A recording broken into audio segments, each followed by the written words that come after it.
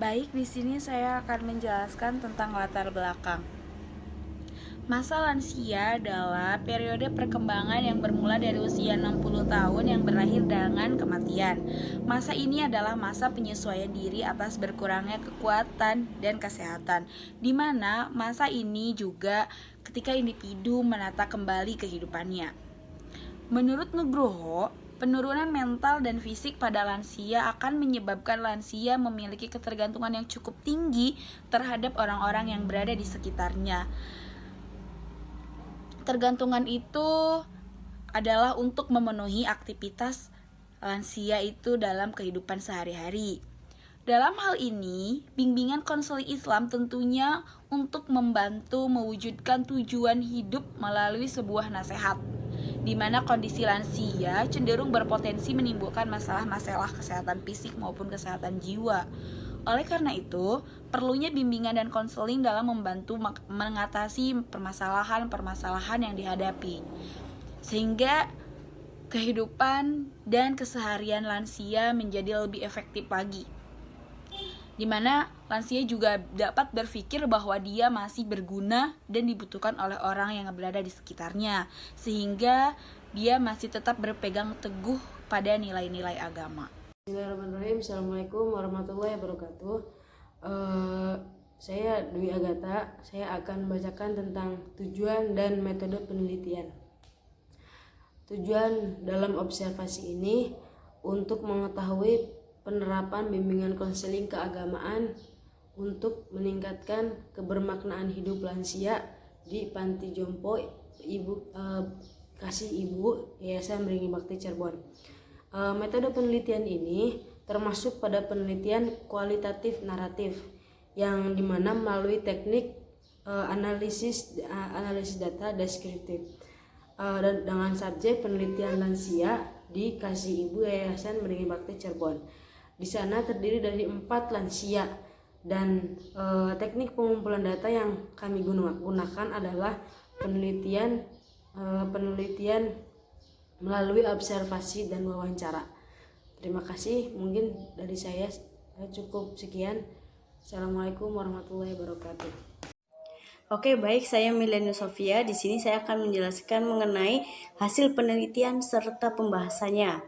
Jadi dari hasil penelitian yang telah peneliti laksanakan dengan metode wawancara serta observasi, diketahui bahwa lansia yang terdapat di Panti Jompo Kasih Ibu Yayasan Beringin Bakti sering mengalami sakit karena adanya pengurangan fungsi fisik seperti sakit kaki, batuk-batuk, cepat pusing, dan bahkan ada lansia yang mengidap penyakit diabetes.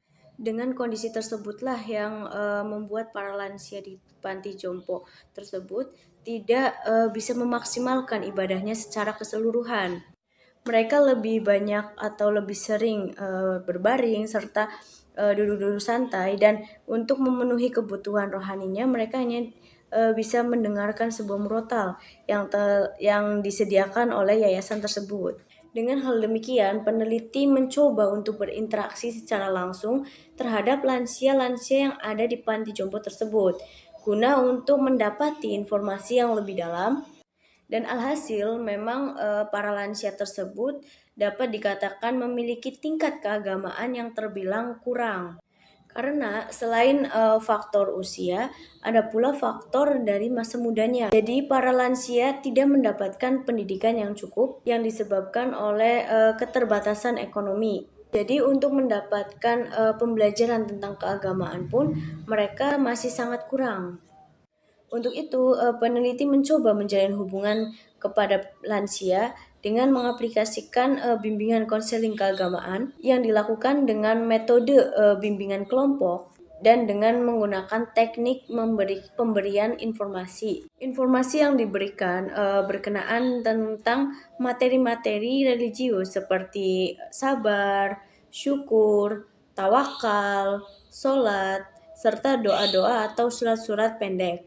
Proses bimbingan ini berhasil meningkatkan keterampilan menemukan makna hidup terhadap diri lansia ketika lansia mengalami perubahan dalam dirinya. Mereka dapat merasakan bagaimana kebermaknaan hidupnya di usia yang bisa dikatakan tidak muda lagi, dan diberikan kehidupan yang lebih panjang lagi. Itu merupakan suatu anugerah yang wajib atau yang patut disyukuri. Dan dari hasil yang didapatkan, bahwa lansia mengalami perubahan yang signifikan setelah rutin mengikuti proses bimbingan keagamaan ini. Dan perubahan yang dialami lansia yaitu yang pertama, para lansia dapat memahami dirinya sendiri. Yang kedua, para lansia mampu bertindak yang lebih positif lagi.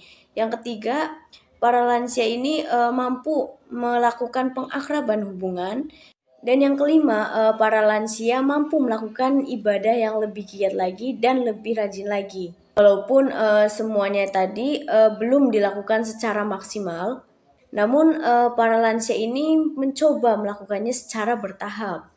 Hal ini dibenarkan oleh Ibu Yayasan selaku penanggung jawab panti jompo Kasih Ibu Yayasan Beringin Bakti. Oke, baik, itulah penjelasan dari hasil serta pembahasan penelitian yang dilakukan di Panti Jompo Kasih Ibu Yayasan Beringin Bakti. Terima kasih. Wassalamualaikum warahmatullahi wabarakatuh. Berlanjut ke bagian kesimpulan. Kesimpulan yang dapat diambil dari ini adalah mayoritas para lansia yang ada di Panti Jompo Kasih Ibu Yayasan Beringin Bakti ini sering mengalami sakit seperti sakit batuk, pusing, dan bahkan ada di antara salah satu lansia ini yang terkena penyakit diabetes.